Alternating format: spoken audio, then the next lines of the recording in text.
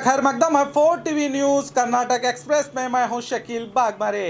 यादगिरी जिला अधिकारी ने लिया विविध कामों का जायजा। आज शहर के रंग मंदिर, कन्नड़ा भवन, सरकारी पीयू कॉलेज और जिला स्टेडियम में पहुंचकर जिला अधिकारी डॉक्टर रागप्रिया ने रंग मंदिर और कन्नड़ा भवन की इमारत का जायजा लेते हुए ब्लूप्रिंट के तहत ही काम करने की निर्देशक को सूचना दी। फिर स्टेडियम पहुंचकर देखा कि योजना सेवा और खेल विभाग के दफ्तर की दीवारों में दरारें पड़ी हैं। इसी को ठीक करने का आदेश दिया। अंत में सरकारी पीयू कॉलेज पहुंचकर कमरों का जाकर जायजा लिया जिला अधिकारी ने। डीसीएम कारजोड़ अपने अधिकार का गलत फायदा उठा रहे हैं, विजय काशपनवर।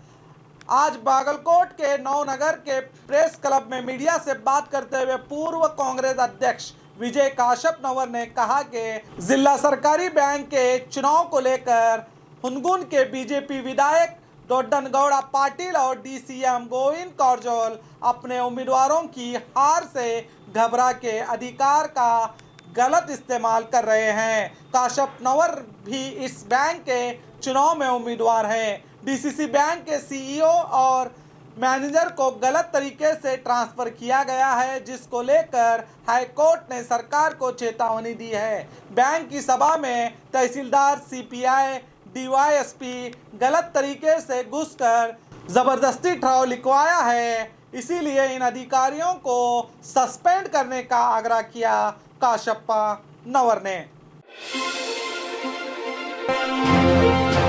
चुनाव के बाद होगा दिल्ली का दौरा, सीएम ने दी जानकारी। आज बेंगलुरु में उपचुनाव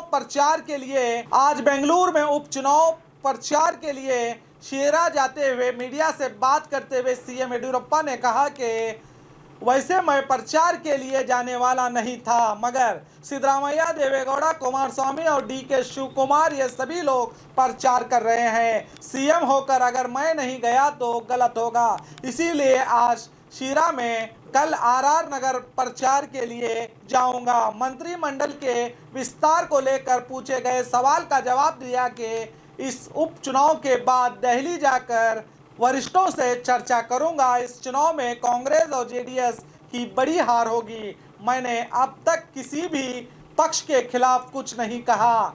यहां हम बड़े मार्जिन से जीत हासिल करेंगे, बताया सीएम ने।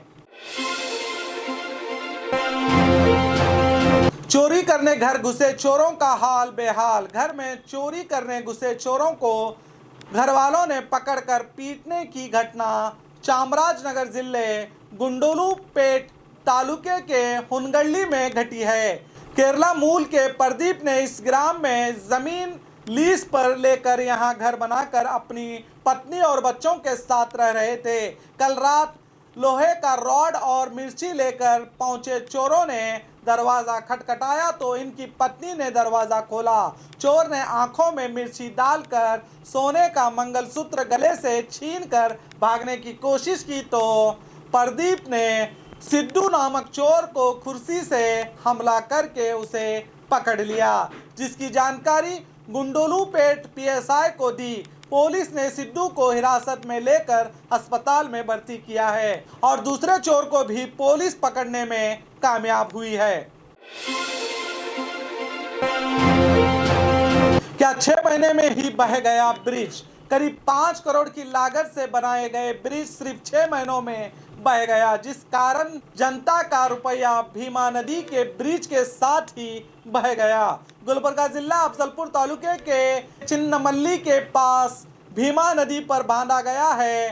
पुराने ब्रिज को जोड़ने वाला ये नया ब्रिज अब हड्डियों का ढांचा नजर आ रहा है। 2000 मीटर लंबे इस ब्रिज के लिए केबीजीएनएल के ओर से 4 करोड़ 90 लाख खर्च किए गए हैं, मगर काम खत्म होकर सिर्फ 6 महीने ही गुजरे हैं। अब इसको ढूंढना पड़ रहा है। ब्रिज पर मौजूद कॉलम्स को छूने से ऐसा लगता है कि ना जाने ये कब गिर पड़ेंगे। इस ब्रिज के खिसक जाने से पास के खेतों में पानी घुस रहा है। इस काम को लेकर केबीजीएनएल अधिकारियों को पूछने पर कोई भी सही जवाब नहीं दे रहा। जेवर्गी और अफजलपुर को जोड़ने वाले इस ब्रिज की हालत देखते हुए अब फिर 70 किलोमीटर घूमकर जाना पड़ रहा है। ऐसा घटिया काम करने वाले अधिकारियों पर कानूनी कार्रवाई करने की मांग कर रहे हैं इस इलाके के अवन्ना गौड़ा।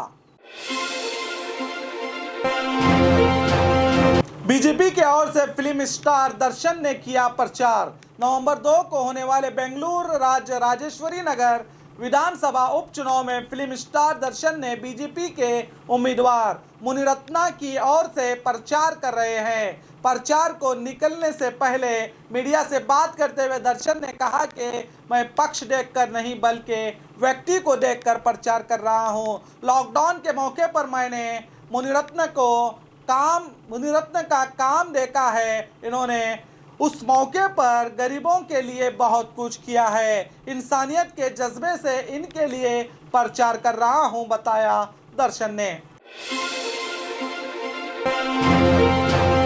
नाले में तैरने गए 2 युवकों की मौत। दावणगिरी जिले चन्नीगिरी तालुके के सोमनाल ग्राम में यह घटना घटी है। यहाँ के भद्रा नाले में तैरने गए 24 साला रंगस्वामी और 13 साला चन्मैया की पानी में डूबकर मौत हुई है। इनके साथ तैरने गए गगन नामक व्यक्ति तैरकर भी बच गया है। मौके पर पहुंचे संतेबेन्नूर सब इंस्पेक्टर शिव रुद्रप्पा ने बह रहे पानी को रोकने के निवेदन किया है ताकि लाशों को ढूंढने में आसानी हो। संतेबेन्नूर पुलिस थाने में मामला हुआ है दर्ज। बेंगलुरु डीजीहल्ली आगजनी मामला, आरोपी अस्पताल से फरार। पिछले दिनों बेंगलुरु के डीजीहल्ली में कांग्रेस नायक अखंड श्रीनिवास मूर्ति के घर को दुष्कर्मियों ने आग लगाई थी। इस मामले में सीसीबी पुलिस ने पूर्व मेयर संपत राज को भी आरोपी बनाया था, मगर सीने में दर्द के कारण ये उसी दिन से अस्पताल में इलाज करवा रहे थे। इलाज पूरा होते ही इसकी जानकारी देने के लिए अस्पताल के जिम्मेदारों को नोटिस दिया गया था, मगर अस्पताल वालों की लापरवाही से ऐसा नहीं हुआ। बताया जा रहा है कि पुलिस से बचने के लिए संपत राज कल ही अस्पताल से डिस्चार्ज हो गए, मगर पता नहीं कहां गए। इनके बेंगलुरु के निवास पर भी ताला लगा है। शंका जताई जा रही है कि ये केरला में हैं। एक पुलिस टीम भी अब केरला के लिए रवाना हुई है। गंगावती में नगर सभा सदस्य का किडनैप, 7 लोगों पर शिकायत दर्ज। नगर सभा चुनाव को लेकर कांग्रेस और बीजेपी के बीच कड़ी टक्कर का मुकाबला है। इसी को देखते हुए नगर सभा के कांग्रेस सदस्य मनोहर स्वामी मदनूर को कल रात बीजेपी वालों ने किडनैप करने का वीडियो काफी वायरल हुआ था। इसके कारण कांग्रेस मुखंड सुरेश गुरप्पा ने नगर सभा सदस्य अजय नवीन कुमार परशुराम, पूर्व अध्यक्ष राघवेंद्र शेट्टी, पूर्व सदस्य राचप्पा और 2 लोगों ने कप्पल रोड पर स्थित अपने दोस्तों के साथ होटल में खाना खा रहे थे।